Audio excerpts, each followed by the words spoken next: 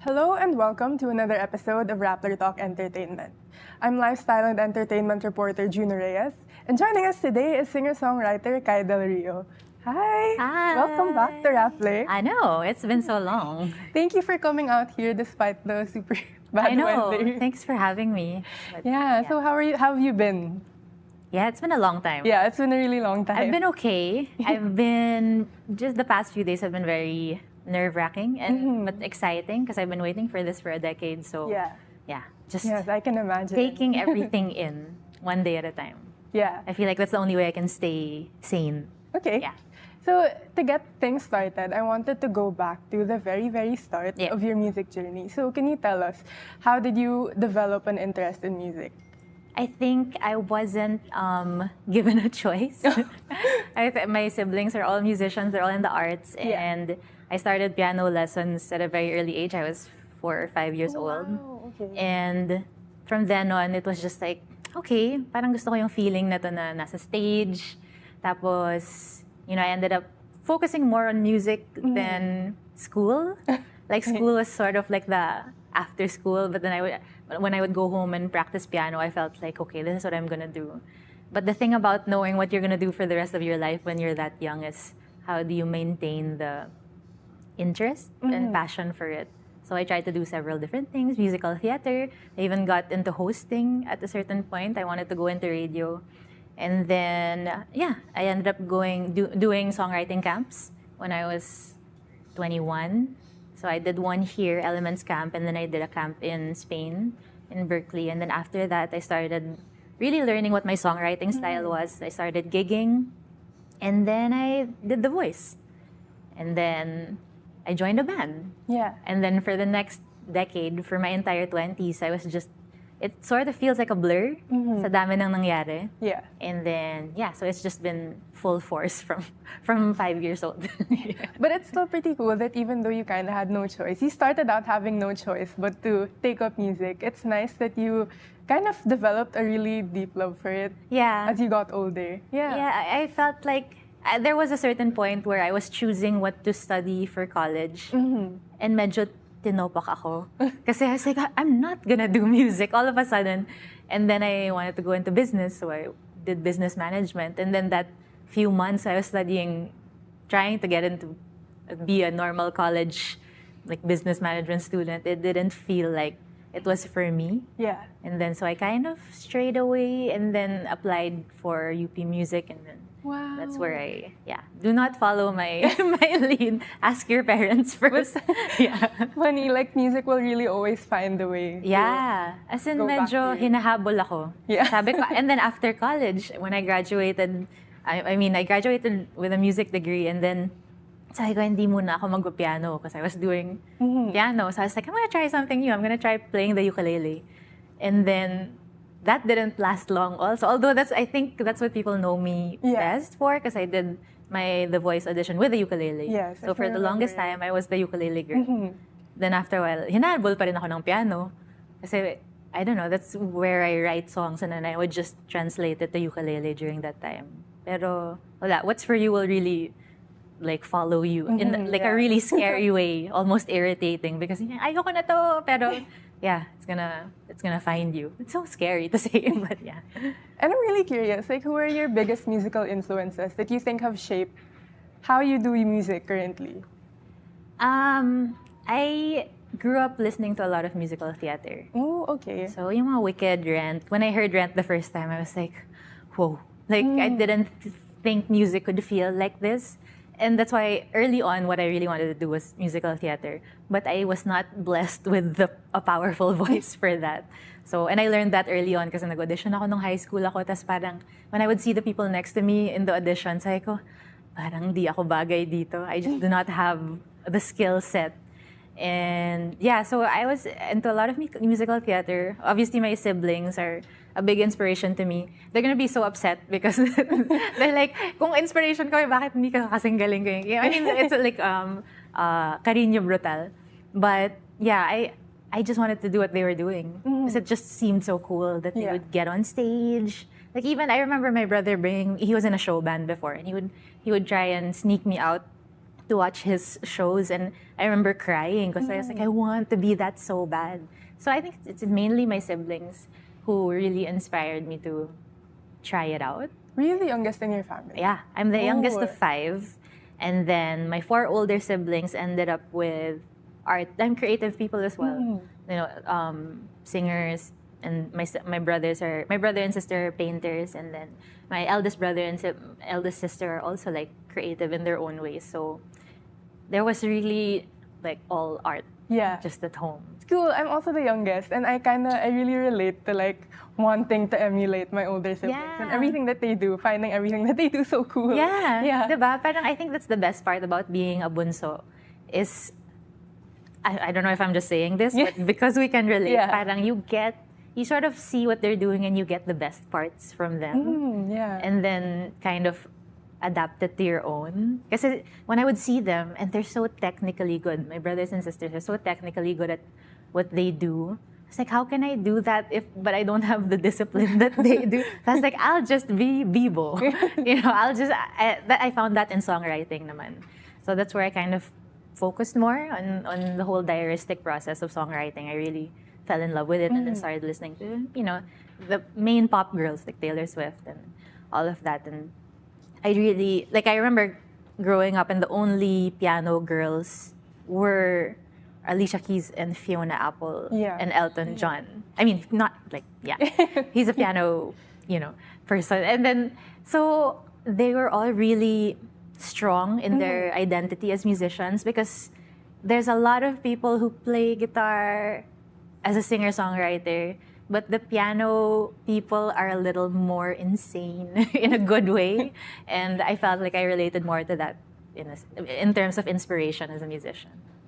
Yes. And of course, speaking of songwriting, you'll be making your solo comeback after a decade. After a decade, yeah. It's been a really long time. So, konting life update muna. Can you share what you've been up to in those years? Oh, so after The Voice and then doing the band thing for 7-8 years.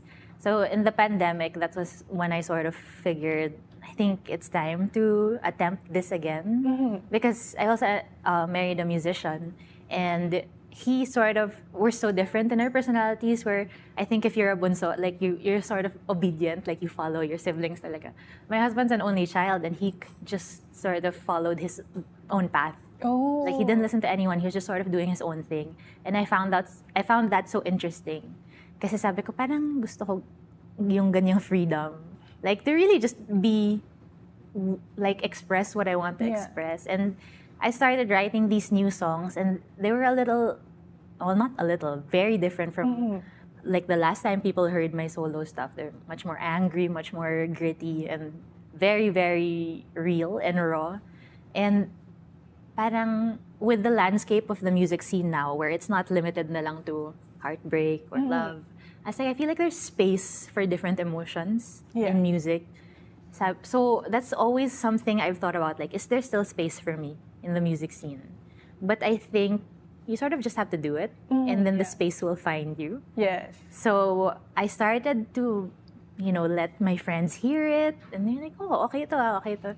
And then I started to really like what I was doing. And I think I was so used to, if you've been doing music for a long time, you're used to the audience response. And then it was a long time before I really liked what I was doing. And that's what I found in the past couple of years. And that's when I decided, okay, it's time to come back, see if I can still do this. And this is the start of it. That's very exciting. Like, the response has been great so far, so I'm excited. And the music scene, the local music scene from 10 years ago is very different from what it was now. So you're essentially having to start from scratch at this point in time. Yeah. So how does it feel? Like, are there any challenges or any apprehensions that you're dealing with? It's everything. It's apprehensions, it's excitement, because I have to, I'm aging myself here, which I told myself I would never do. But when I was starting out, there wasn't much of a gig scene as powerful as it is now. And there wasn't really much of a singer-songwriter scene. Like, it was mainly rock bands, and the last girls who were really out there making it were sina Ate Barbie, Kitschy. And it had been a while before it was really malakas na ulit. And I remember my first few gigs, like 15 years ago, I would play the ukulele in between Greyhounds and Chicosay. Like, so can you imagine like Greyhounds and then me playing ukulele and then Chicosay? And it was funny because in that gig, I had met some of like my biggest supporters. Oh, wow. Parang mga rock guys who were just like, sino ka? Then they got interested. So that was very nice. And then now it's like, there's just so much different flavor. And the yearning to be a part of it and to try and see if you could keep up. Because I'm very competitive in a way, but not like I have to win, but I just want to be part of the race, not to win the race kind of thing. And parang it was just exciting for me to see so many musicians pop up in the past few years. And it's like, wait, I wanna be part of the fun. Diba? Parang ganun. So apart from that, I didn't answer your question. But what else have I been doing? I've been playing keys for Sponge Cola. Oh, okay. That's the funniest story, which I will never really understand. But a year ago, someone from their team, Ernie, got in contact with me and said, "Do you wanna do a collab with Sponge Cola?" Which is strange because I wasn't really close to them before. I mean, we would play events and then I would say hi, acquaintances. So, and I wasn't active in the music scene. Yeah. I was just like on Instagram doing BTS covers. So, parang when she contacted me, I was like, okay, like try something new. And then I got into the studio with them, which was just supposed to be one recording, one song, which is siguro nga, check it out on Spotify. So, yeah, so we did one song and I ended up hanging out with them the rest of that night. And it was just so much fun. Yeah. So much fun hanging out with them. And they ended up asking me, hey, do you want to do keys for us in future gigs? So sometimes they call me up if they have like big events and then I play piano for them. So that's what I've been doing for the past year as well. And yeah, just recording the new songs. That's so cool. Yeah. So what's it, parang, is there like a big difference between performing na ikaw lang talaga versus like performing as a keyboardist for a band? I think, yeah, there's a big difference, but I like being able to do both. When I was in a band, I was also doing the Voice mall tour. Okay. So I really felt like Hannah Montana. Na parang, in the day, I would do mall tours with my ukulele, wear floral, be girly. And then in the car, in the van going to Giho or Root, I would put on my leather boots and wear all black because I had to play guitar. So it was really, I felt insane because I had to tap into different parts of my personality because when you're by yourself, it's completely on you to entertain the crowd. Like you have to master crowd work also because they have to be interested in who you are as well as the music. And then playing with a band sort of feels like a nice rest because like you're just kind of behind, someone else has to lead the crowd. You just have to do your part. Like you are limited to what you're supposed to do. But at the same time, you still get to perform. Yeah. And like, especially with Sponge Cola, parang they play such massive audiences. And I learned so much from each of them as individuals because they all know their roles within the band. So I was like, okay, like this is what I have to do. Like if it's your moment, it's your moment. If the camera's on you, like it was such a master class in, being a professional, which I didn't think I needed. But yun pala, ang dami ko palang kulang. Yeah. Which I just learned in the past year, which is funny because I've been playing for so long, but as a musician, you just keep learning as you go. Yeah, and I'd imagine also that if you're playing for a band, the kind of nervousness that you feel being on stage is shared. It's not just on you. Yeah. Yeah. But then there's a difference with Sponge because they've been playing for so long. Yeah. And then I'm still learning the chords. Like I have a problem with memory, so I always have my código there on my piano. And I see the other band members like, uy. But then even with my older band, like when we had been playing for so long, I would still have my código on my guitar. So it's just a matter of doing it as often. And then just, if you make a mistake, do better next time. Because before I would really beat myself up, like I'm a terrible pianist. But then you just have to give yourself grace and do better next time. And just have fun. Like that's what I learned from Sponge also. It's like I felt so bad after our first gig together, and it was Cebu, and it was 15,000 people. That was the first gig I ever did with them, and I screwed up so many times. And I was fully prepared for them never to call me again. And they're like, "Uy, saya nun, ganyan. Sige, yung next, ganyan." Parang they were so gracious with, letting me mess up and like pick myself back up. So yeah. it's fun. It's both. I'd still love to session for them, for anyone who needs a guitar or sessionist.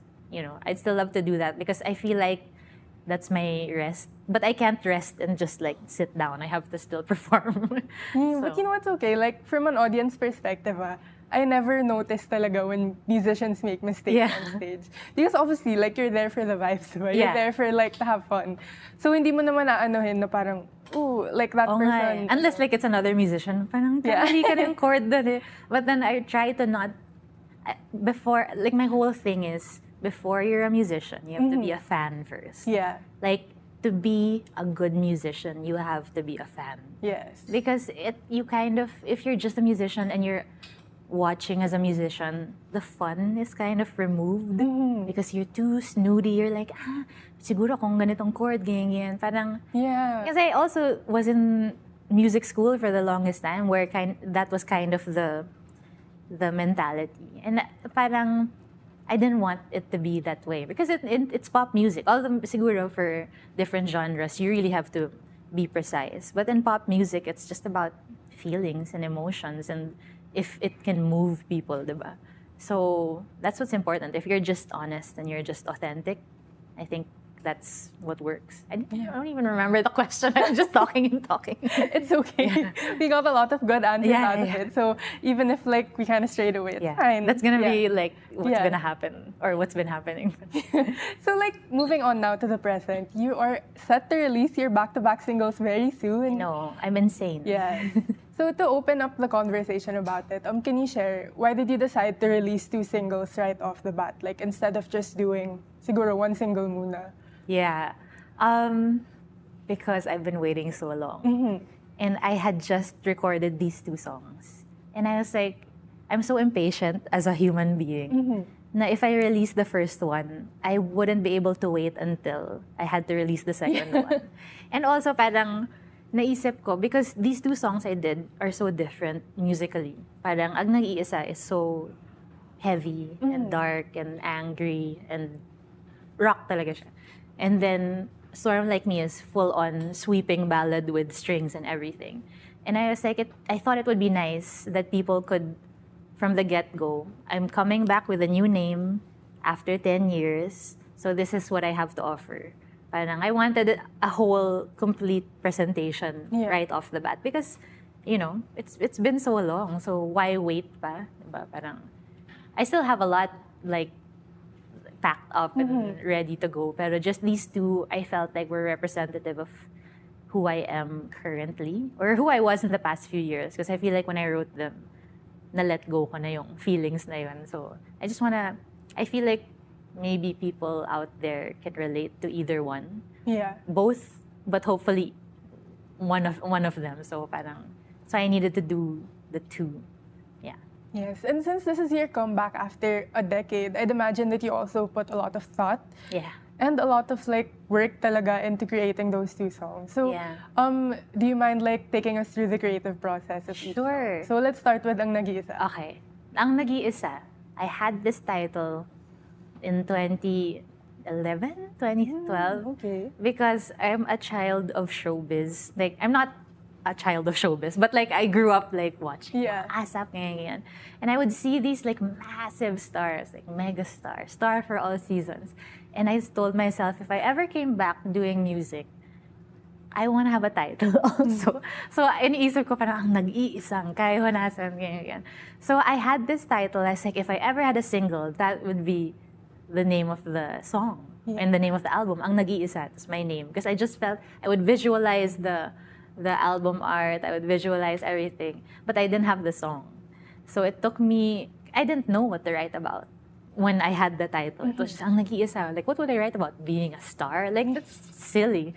And then so I feel like the universe sort of plotted this out for me that I had to go through these really dark emotions and really heavy stuff in my life to be able to give meat to Ang Nag-iisa. And that's what happened. So when I had to I was really angry, like I wanted to put the anger down. And the only way I knew how was to write a song. And when I was coming up, I was writing the lyrics and then it ended with, kasi ako ang nag-iisa. It's like, okay, this is what I've been waiting for. Like, this is what young me was waiting to talk about. I just had to live a life to be able to talk about it. And then in the studio, so I had that, and that was the first song I really finished, and I wanted the world to hear. And then a few weeks later, I wrote Storm Like Me. And that was pretty quick. It was like 10, 15 minutes of just pure like diary writing, and then whatever I had written, that was it. Like, there was no changes to the lyrics or anything. And I felt like it was such a nice B-side to Ang Nag-iisa, because the emotions are the same. Yeah. It's both angry, sadness, pain. But I wanted to explain that that sort of comes out in the same person a lot of the time. Like, diba? I mean, Inside Out described it the best, na parang we're a range of emotions talaga. So I wanted to sort of present my music in that sense, na, you know, we can be the extremes of pain and anger in a person. And then when I wanted to record them, I was like, okay, I think I'm ready to have these out. I asked my brother to produce them, also because I didn't have money for a producer. So I was like, you have to do this for me. And then my brother, if you know him, he's like one of the country's best bassists and musical directors. And I just got really lucky that he agreed, and he had time. Actually, I got lucky that he had time to do it, and he asked his friends to get on the track. So we got into the studio, and I was sort of figuring out, like, I have to lead this. This is my song. So I say, okay, I'll tell them what to do. And my brother was like, umupo ka lang dyan. Panoorin mo sila. And, you know, these are pros. These are the best of the best. And I sat there in awe in the studio. We recorded in Tower of Two. Yeah. And I sat there in awe. I was like, oh my God, like, this is real. They gave my silly little lyrics heart. And then we did Storm Like Me a few weeks later also, and same emotions, na parang mas malungkot naman. So yeah, that's from the songwriting to the recording. Yeah, that was the process. Oh, pretty cool. Yeah. So it's kind of like you're still really learning a lot talaga, even now at this point in your career. Yeah, I feel like, because people keep saying, oh, come back, which is true. Yeah. Like, if on paper, you know, I was something before and then now I'm coming back. But when I came out as an artist 10 years ago, parang I didn't get to properly promote, because I had joined The Voice a few months later. So they have strict contract where you can only do things within The Voice. So now I feel like this is really my actual debut, which is funny because, you know, I'm older now, but I feel like this is a chance to do it like right this time and really focus on, you know, the songs that I had written and all of that. So yeah, this feels like a debut. Yeah, it's kind of like your rebirth. Yeah, there you go. Rebirth is a better word. Yeah. Okay, so these are going to be your first solo releases in 10 years. And it's essentially, of course, your debut, your rebirth. So what's changed with you as a musician over the past 10 years that you haven't been making music? Or how have you evolved? I think I just grew up as a woman. I mean, that's so funny to say, because my first songs, I wrote them when I was 18 to 20 years old. And if you're 18 to 20 compared to now at, you know, in your early 30s, you're a completely different human being. And there's so much more depth to you that you can pull from as an artist. And I feel like as a songwriter, there's just so much more maturity and lyricism that you develop. The more you develop and the more you read things, the more you learn what style you really like, you're just more assured as a human being. And that really translates into music. Especially, if you're an artist, that will really, like, experience really changes you as a person. I think in any field. So was kind of developing your style as a musician something that you struggled with, or did it kind of come easy to you? I think the struggle was getting people to believe me. Because my whole thing was, I've always been sure of who I was in every moment. So I've always taken risks, and these risks, I mean, when I was playing ukulele, no one was really playing ukulele that time. It was sort of like a novelty thing. Yeah.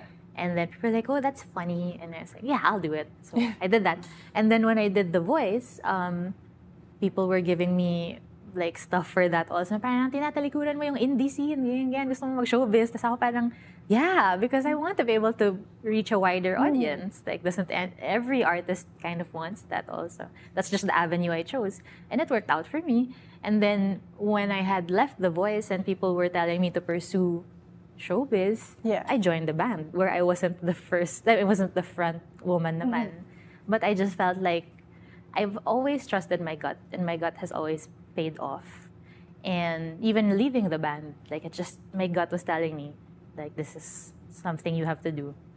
I didn't think I was gonna leave the band ever, but then, I just had to make do with the situation. And then I think I'm only learning now if it's gonna pay off, but historically, my risks have always paid off. So I'm excited for this. Yeah, we're excited to see what's in store for you. Thank you. Yeah. And of course, I didn't answer your question, but I'm not sure. It's okay. To cap off, would you like to promote your double single launch? Okay, I'm gonna tell. Okay, so guys, my double single is coming out on September 13. So the first song is coming out on September 13. It's called Ang Nag-iisa. Everywhere, Spotify, Apple Music, wherever you listen to music. And Storm Like Me is coming out on September 20. But the launch party is on September 13. So that's Friday the 13th. It's not a bad luck day. It's a good day for us. So come join us on Sari Sari Cocktails in Makati. We're gonna be joined by Isa Nigo, I Belong to the Zoo, Bird, and Barbie Almalbis. So it's gonna be a really fun show. And yeah, hope you guys will like the songs. Yeah. We're super excited to see that. And we're super anticipating the release of your 2 singles. Yeah, I so September 13 and 20. Yeah, 13 and 20. Yes. Thank you so much again for Juno. being here. We're super happy to have had you here. And we're super stoked to have been able to see how you've evolved as a musician and what you have in store. Yeah. Look, my drawing is still there. Yeah. In 2016, apparently. Pwede mo din, i-renew. I know. Later. Oo nga eh. I drew a whole bahay kubo mural anyway. Yeah, thank you again for coming out despite the really bad weather. That's okay. Yeah, Thanks really for having appreciate me. it. Yes. And of course, thank you also for tuning in to Rappler Talk Entertainment. If you'd like to stay updated on the latest happenings in music or maybe just entertainment in general, you can head over to the Pop Culture chat room on the Rappler Communities app, which is available on web, iOS, and Android. Once again, I'm lifestyle and entertainment reporter Juno Reyes. Till the next episode.